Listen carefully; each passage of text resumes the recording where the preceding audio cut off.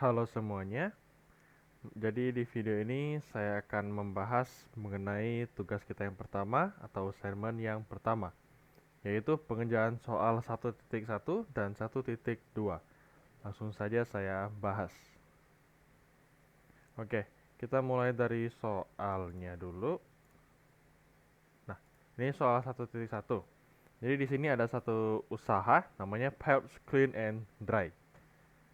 Nah, dia bekerja pada bidang atau usahanya pada bidang jasa pencucian pakaian. Oke, kemudian di bawah ini terdapat transaksi yang terjadi selama bulan Januari 2020.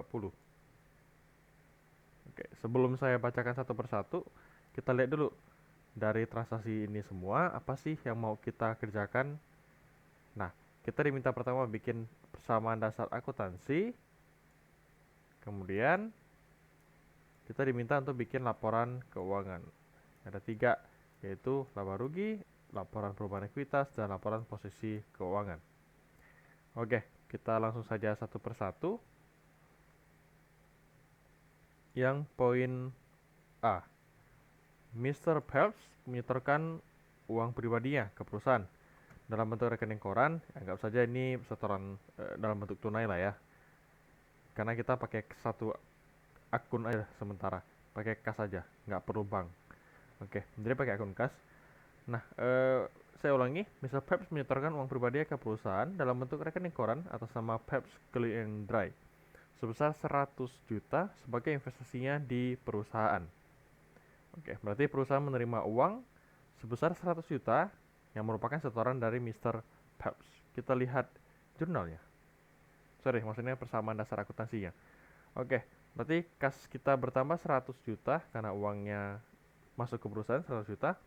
Kemudian di sisi modal juga bertambah 100 juta. Ini modalnya Mr. Phelps. Lanjut, yang B. Membeli perlengkapan secara tunai. Ini A tadi sudah. B. Membeli perlengkapan secara tunai sebesar 75 juta. Perlengkapan secara tunai.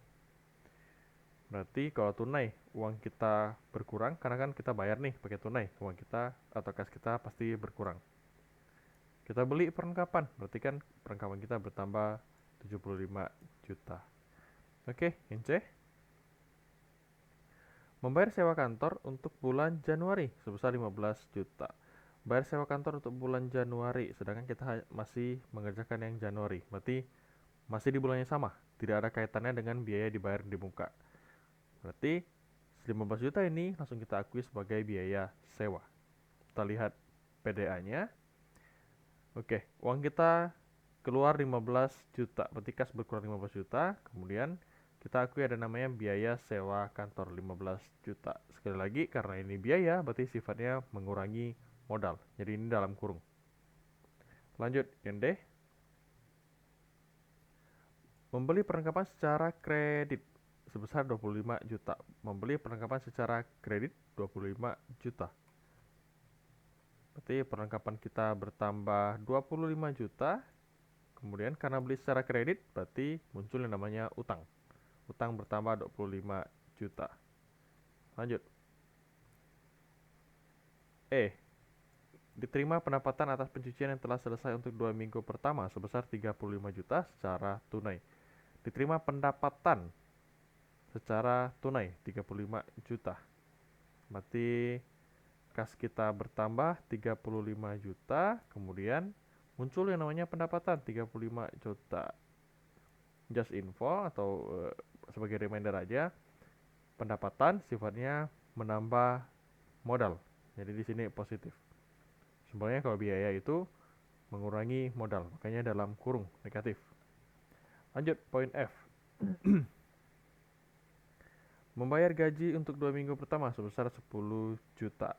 Bayar gaji 10 juta, berarti kas kita berkurang karena kita bayar gaji.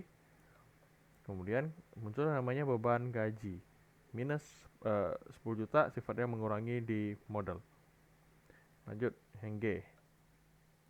Membayar utang atas pembelian perlengkapan sebelumnya 17.500. Nah, sebelumnya kalau kita lihat paling dekat, kita ada beli perlengkapan kredit itu yang di poin D.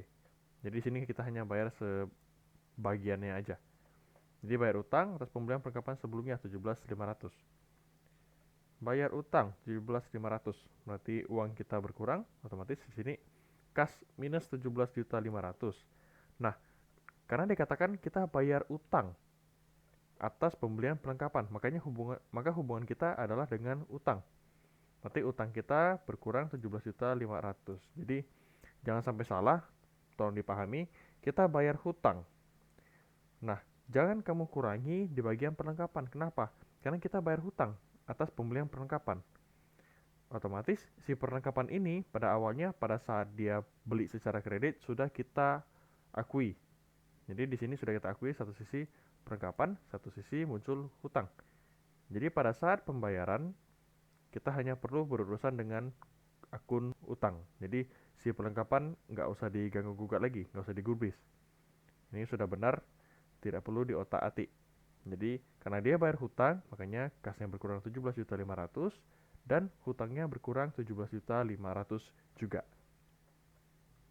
Oke, saya lanjut poin H. Pendapatan atas pencucian yang sudah selesai untuk 2 minggu berikutnya sebesar 20 juta belum diterima. Pendapatan 20 juta belum diterima. Berarti satu sisi kita mengakui adanya pendapatan 20 juta menambah modal. Nah, belum diterima. Berarti pada satu sisi kita tidak menerima uang, melainkan muncul yang namanya piutang. Jadi kita berhak untuk menagih orang ini. Oke, saya lanjut. Perlengkapan yang tersisa sampai akhir bulan Januari sebesar 76 juta. Nah, ini yang agak berbeda. Jadi di sini katakan perlengkapan yang tersisa sampai akhir bulan itu 76 juta. Nah, apa yang harus kita perbuat? Jadi, di sisi perlengkapan ini kita perlu melakukan sebuah jurnal untuk membuat si perlengkapan ini saldonya menjadi 76 juta. Nah, kalau kita lihat, kita sudah pernah beli 2 kali nih si perlengkapan. Jadi ini yang 75 juta dan 25 juta. Kita harus bikin saldonya hingga menjadi tersisa 76 juta. Berarti caranya gimana? Yaitu kita kurangi si perlengkapan sebesar 24 juta. Kenapa? Karena di sini kan totalnya 100 juta nih, di atas nih. Dan dikatakan oleh soal yang tersisa hanya 76 juta. Berarti selisihnya adalah 24 juta. Itulah perlengkapan yang terpakai. Makanya kita jurnal, perlengkapannya berkurang dan muncul beban perlengkapan. Jadi di sini perlengkapan berkurang 24 juta, kemudian di sisi modal muncul beban perlengkapan. Oke, berarti minus 24 juta juga. Terakhir, yang J, Mr. Phelps mengambil kas perusahaan untuk keperluan pribadi 9.500.000. Berarti itu priva. Oke, mengambil kas berarti kas kita berkurang 9.500.000 dan priva 9.500.000. Berpengaruh di sisi modal, sifatnya mengurangi.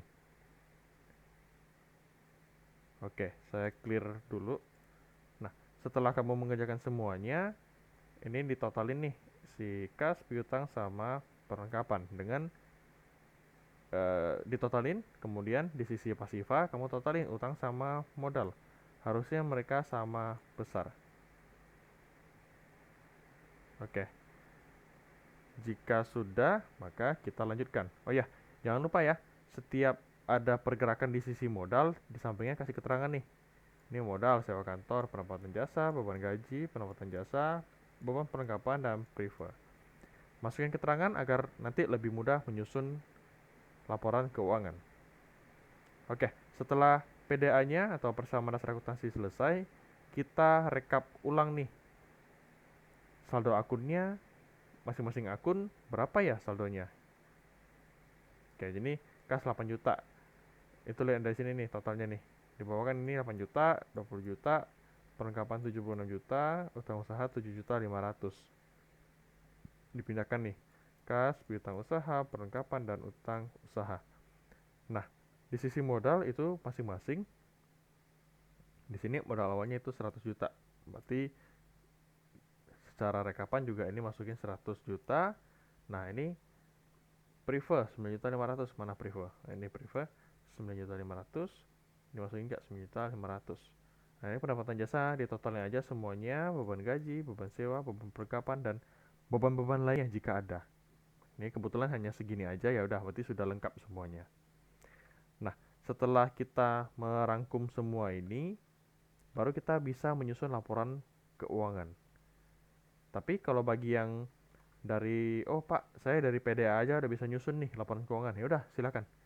Jadi kalian dari ini PDA-nya sudah selesai dibikin, udah ambil aja akun-akun yang ada, saldo-saldo yang sudah bisa kalian hitung sendiri. Nah, kalian susun menjadi laporan keuangan. Jadi tidak harus melalui tahap yang ini.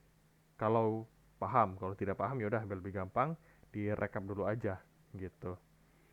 Oke, lanjut susun ke laporan keuangan.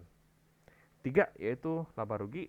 Nanti pertama bikin laba rugi dulu, baru kemudian laporan perubahan ekuitas dan laporan posisi keuangan. Di sini sih saya rasa tidak ada yang aneh lah. Jadi ini untuk laba rugi seperti biasa kopnya perhaps clean and dry. Ini laporannya apa, kemudian untuk periode yang berakhir pada 31 Januari 2020 sesuai di soal. Kemudian masukin nih ada pendapatan jasa 55 juta, masukin semua bebannya. Jadi ini beban gaji, sewa, perlengkapan, ditotalin 49 juta, dapatlah laba kotor 6 juta. Nah, setelah dapat laba kotor 6 juta, kita lanjut ke perubahan ekuitas. Sama, ini kopnya juga, perhaps clean and dry. Laporan perubahan ekuitas untuk periode yang berakhir 31 Januari 2020. Masukin modal awalnya, yaitu 100 juta. Laba rugi 6 juta. Prefer 9.500.000, sifatnya mengurangi. Oke, berarti di sini terjadi penurunan modal 3.500.000.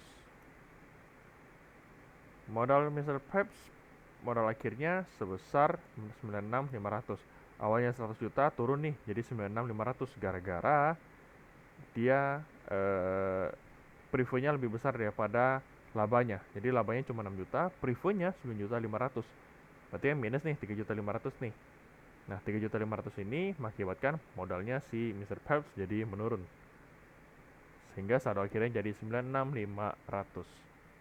Oke, kemudian lanjut ke laporan posisi keuangan.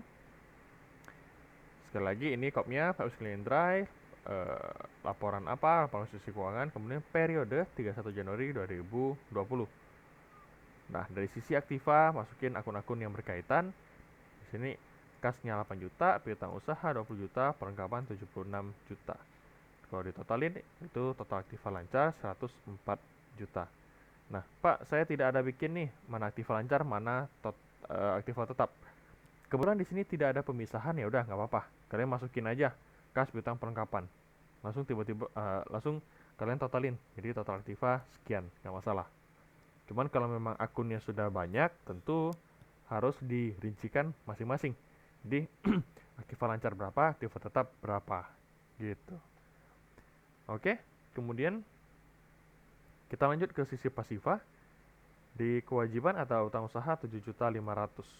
Berarti total kewajibannya 7.500.000. Dan di sini modal, bagian modal Mr. Peps 96.500. Dapat dari mana? Dapat dari perhitungan di perubahan ekuitas. Oke. Berarti total modalnya 96.500, ditotalin dapatlah 104 juta. Oke. Jadi seperti itu cara pengerjaannya. Jika masih ada yang kurang paham, nanti boleh ditanyakan ke saya. Oh iya, sebagai pengingat aja, untuk latihan soal, kan kalian kumpul ke Google Classroom.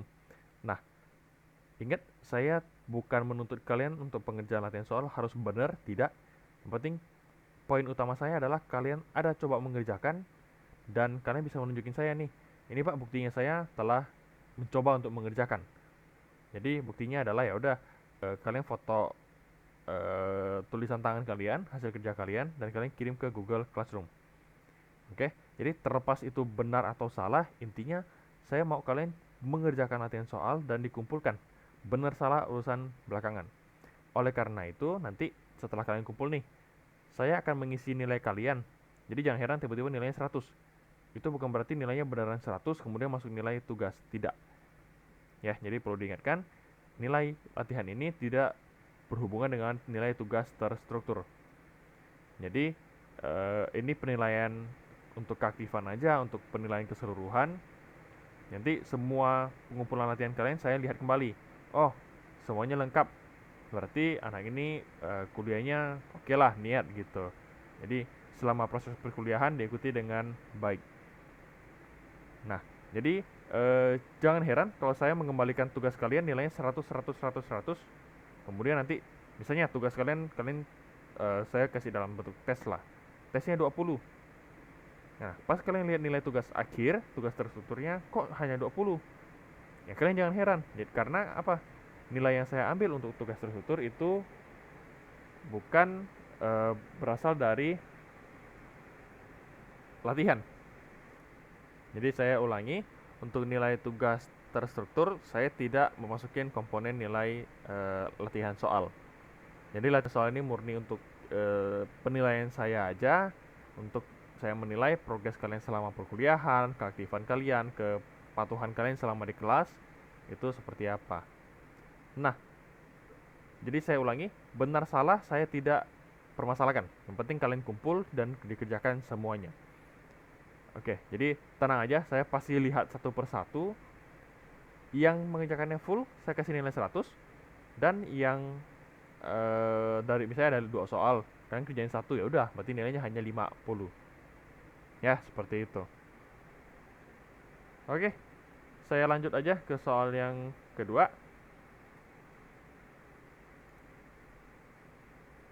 Nah, ini ada soal usaha jasa kursus akuntansi Coming Soon milik Pak Kaming, periodenya 31 Januari 2020. Sini sudah ada akun-akunnya, sudah ada angka-angkanya. Kalian hanya diminta menyusun laporan keuangan. Itu laba rugi, perubahan ekuitas, dan laporan posisi keuangan.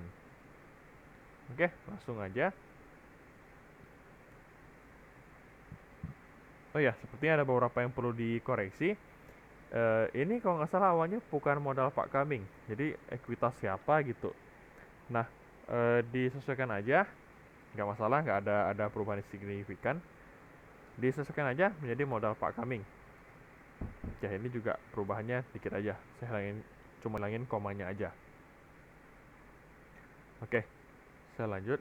Nah, ini hasil penyusunannya saya tidak jelasin ulang karena sudah dijelasin di latihan soal 1.1.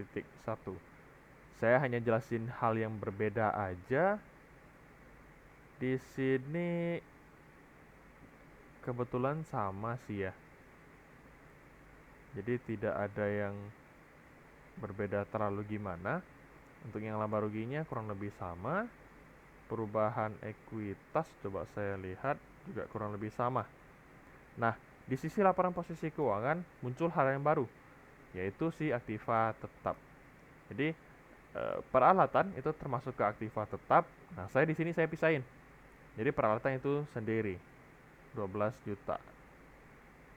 Nah, di tempat kami gimana Pak? Kalau memang yang sudah terlanjur ya udah nggak masalah. Ke depan harus dipisahkan. Jadi mana yang aktiva lancar, mana yang aktiva tetap harus kalian pisahkan. Oke, jadi seperti itu. Kewajiban juga sama, kalau memangnya dia banyak, boleh kalian pisahin kewajiban jangka pendek apa-apa aja, kewajiban jangka panjang apa-apa aja. Tapi biasanya jarang sih, lebih banyak komponen di aktiva. Oke, jadi seperti itu. Nah, silakan dilihat dulu hasilnya. Jika ada yang berbeda, jika ada yang ingin ditanyakan, silakan ditanyakan. Oke, saya lanjut. Nah, berarti materi kita untuk bab 1 telah selesai. Cukup banyak materi yang disampaikan di bab 1 ini, tapi tenang aja, itu sudah merupakan sebagian besar dari konsep dasar kita, konsep pemikiran kita. Berikutnya di bab 2, 3 itu kita akan membahas mengenai jurnal, mengenai buku besar. Nah, kalau kalian menguasai konsep persamaan dasar ini, menguasai alur penyusunan laporan keuangan, pasti sudah lebih gampang. Jadi kita hanya perlu mempelajari sedikit lagi lah mengenai jurnal dan sistematis atau teknis untuk memposting ke buku besar. Oke, jadi sekian untuk pembahasan assignment 1. Berarti dengan ini materi bab 1 kita selesai. Pertemuan berikutnya kita akan masuk ke materi yang baru. Oke, sekian video dari saya. Terima kasih.